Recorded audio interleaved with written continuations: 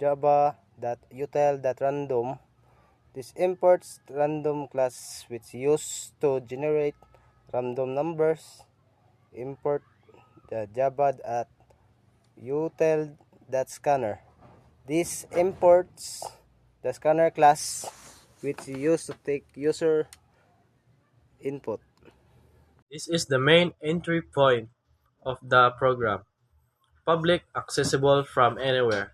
Static. No need to create an object to run this method. Void. This method does not return a value. String. Args allow command line arguments, not user in this program. Creating scanner and random objects. Scanner. Scan equals new scanner, open parenthesis, system.in, close parenthesis, and semicolon. Create a scanner object to read user input from the console. Random. Random equals new random, open parenthesis and close parenthesis, semicolon. Create a random object to generate random numbers.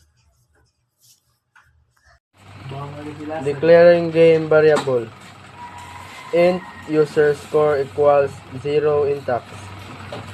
Keeps track of the player score. Int rounds equals 5 intact. Defines the total number of rounds the player will play. Displaying game instructions. The purpose of the system print in it print a welcome message and explain the game rules. Loop to play multiple rounds. A for loop runs the game for rounds times. Open parenthesis, 5 rounds, close parenthesis. Int equals 1, semicolon, start the loop from round 1. I less than equals round semicolon ensures the loop runs exactly 5 times. I++ dash increments I after each round, generating a random number. Random that next end, open parenthesis, 50, close parenthesis, plus 1, semicolon, generates a random integer between 0 and 49. Adding 1 shifts the range to 1 to 50. Asking for user input. System.out.print parenthesis 3 dot close parenthesis.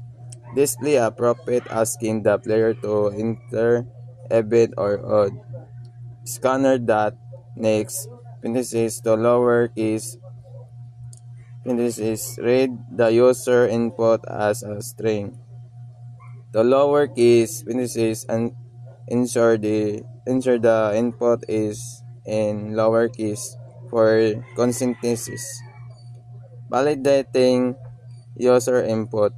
A while loop ensure the player enter even or odd. If the input in is valid, it prompts the player again. Checking if the number is even.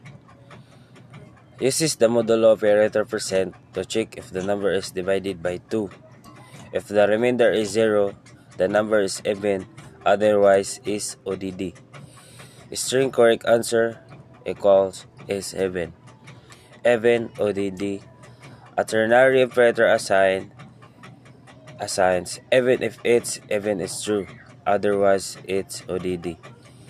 Displaying the randomly generated number, the system.out.print.ln it displays the generated number. Displaying the final score. The system .out.println it displays the player's total score at the end of the game, determining if the player won. If the player scored 3 or more points, they win the game. Otherwise, they receive a message encouraging them to try again. Closing scanner closes the scanner object to the free system resources.